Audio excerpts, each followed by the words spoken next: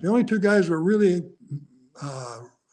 rough on me was Ric Flair and Hulk Hogan.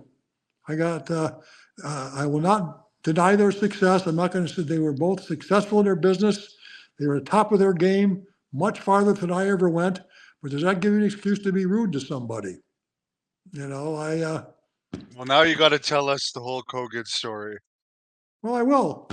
I was at a NAPI convention. That's for the people that have TV shows that like other channels to syndicate. And I was down there trying to push our Bruiser Bedlam tapes.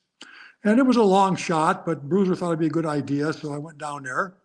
And now I had used to talk to Hulk Hogan in Chicago, and then he came to Detroit and St. Louis, and he was always gentleman. I mean, we weren't the best of buddies.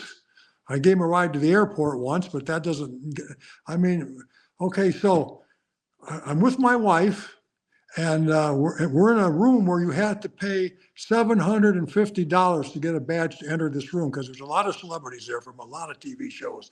They didn't want anybody there that wasn't in the business, and that's pretty much, gets you, thins out the herd if it's $750.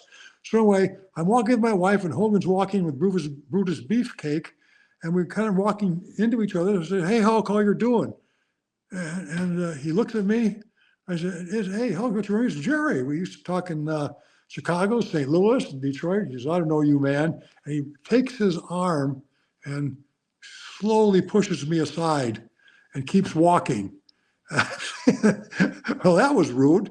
Even if he didn't know who I was, he could say, "Yeah, nice to see you. How you doing?" But then I started thinking, this was a closed room. If he didn't know who I was, then he didn't know who I wasn't.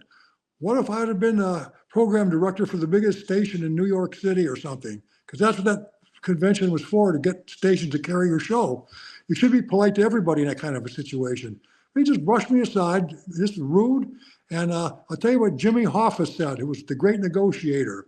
He says, yell at somebody, scream at somebody, curse at somebody. That's all allowed. But don't ever talk down to somebody or you'll make an enemy for life. And there was a classic example. All Hulk Hogan had to say is, "Hey, how you doing?" And I'm kind of busy. I'll catch you later or something. You can get rid of somebody politely.